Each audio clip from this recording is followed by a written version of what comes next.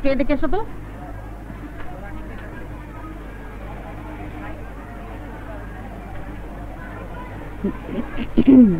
সিঙ্গাপুরের ফাইলটা রেডি করেছো?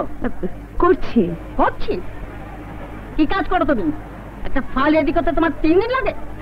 দেখুন, বেশি বাড়াবাড়ি করলে মুখের উপর 10 কথা শুনিয়ে দেবে। কি হলো, চুপ করে আছো কেন? দেখুন, আপনি সবসময় আমার সাথে এভাবে কথা বলবেন না। আপনি যেমন এই অফিসের একজন স্টাফ, তেমনি আমি এই অফিসের একজন স্টাফ। আর তাছাড়া আমি আপনার আন্ডারে চাকরি করি না। আপনি এই ফার্মের সুপারভাইজার আর আমি ম্যানেজারের পিএ। আমাকে যদি কিছু বলার থাকে তাহলে সেটা ম্যানেজার সাহেবই বলবে, আপনি না। আপনি ঘাস ডিঙিয়ে ঘোড়া খাবার ঘোড়া ডিঙিয়ে ঘাস খাবার চেষ্টা করবেন না। আপনি আপনার কাজ করুন, আমাকে আমার কাজ করতে দিন।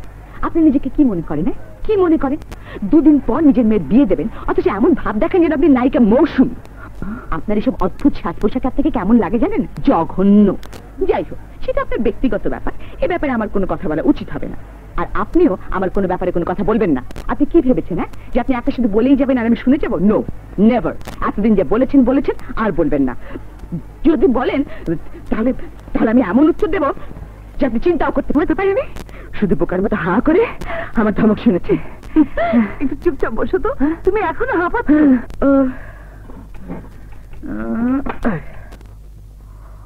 তুমি সেদিন জানতে চেয়েছিলে না এই কম্পিউটার দিয়ে কি কি করা যায়? তোমাকে একটা মজার জিনিস দেখাচ্ছি, দেখো। ও মা, এই যে দেখে একজন মানুষের চোখ। চোখ দুটো তোমার পছন্দ হয়েছে? আর একটু সুন্দর করা যায় না? দাঁড়াও, দেখাচ্ছি। তোমার যেটা পছন্দ হবে আমাকে বলবে।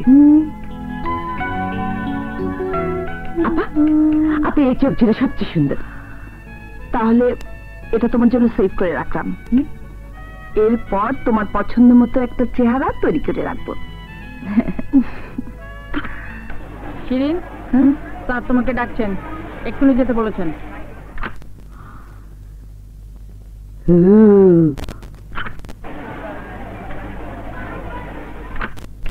Looking for your kind perusal, thanking you in anticipation, etc., etc., etc. চিঠিটা টাইপ করার আগে ফাইলটা একটু নিয়ে এসো। জি স্যার।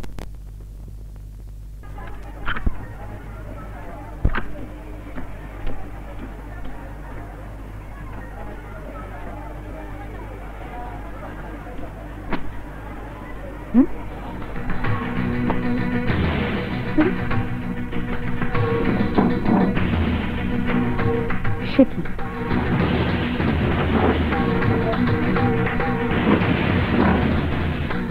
Oh my God.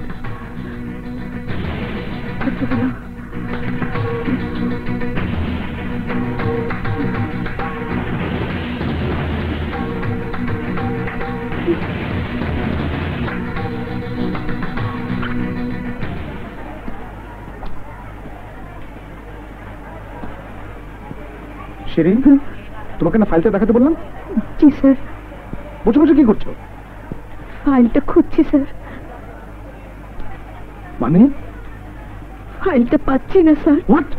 ফাইলটা পাচ্ছি না sir. What nonsense you are talking? এমন একটা ইম্পর্টেন্ট ফাইল খুঁজে পাচ্ছ না? ভালো করে খুঁজেছো? খুঁজেছি স্যার, কিন্তু কোথাও পাচ্ছি না। পাচ্ছি না বললে তো আর হবে না। এখানে চাকরি করতে এসেছো না খেলতে এসেছো? স্যার বিশ্বাস করুন স্যার, আপনার রুমে যাবার আগেও ফাইলটা আমি টেবিলের উপর দেখে গেছি। এসব আলতু ফালতু কথা বলে কোনো লাভ নেই। 5 মিনিটের মধ্যে ফাইলটা বের করো, নইলে খুব বিপদ হবে বলে দিলাম। স্যার স্যার, বেয়াদবি না নিলে একটা কথা কই। কি কথা? শিরিন আপা যখন আপনার রুমে আসছিল সেই সময় নার্গিস আপারে দেখছি এই টেবিলের সামনে ঘোরাঘুরি করতে। আপনি একটু নার্গিস আপার জায়গা চেক করেন, ফাইলটা ওনার জায়গায় আছে। ননি, খুব খারাপ হচ্ছে বলে দিলাম, তুমি এক্ষুনি এখান থেকে যাও। স্যার, নুরি যখন বলছে ওনার ড্রয়ারটা চেক করে দেখি। ঠিক আছে, দেখুন। আপনার ড্রয়ারের চাবিটা দিন। চাবিটা দিন।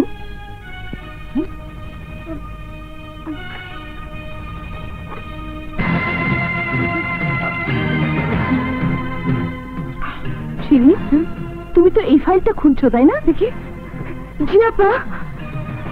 নার্গিস, এসব কি? What is this? মানে কোনো কথা শুনতে চাই না, তুমি আমার ঘরে এসো।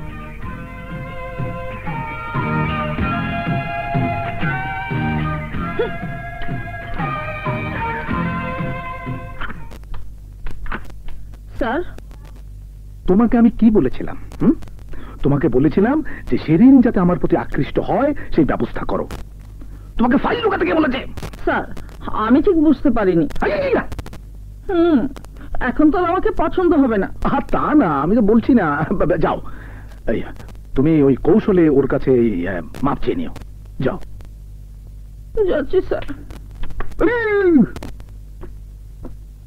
নুরি, জি আপা, আমি তোমাকে কি বলে ধন্যবাদ দেব ভেবে পাচ্ছি না। তুমি না থাকলে আজকে যে আমার কি অবস্থা হতো। কাইন্দেন না আপা, কাইন্দেন না। নুরি, আজ তুমি যা করেছো আসলে সেটা একটা বিরাট কাজ। তুমি না থাকলে শিরিন শুধু অপমানিত হতো না, বেচারির চাকরিটাও চলে যেত। শিরিন, তোমার কান্না বন্ধ করো তো, চোখ মুছো। নার্গিসের একটা ভালো শিক্ষা হয়েছে। এই বেডি আমার যদি কোনো সময় একলা পায় তাহলে সাবাইয়া খেয়ে ফেলাইব। অত বড় সাহস ওর হবে না। বাদ দাও ওসব কথা। শোনো, তোমরা দুজন আজ রাতে আমার ওখানে খাবে, কেমন?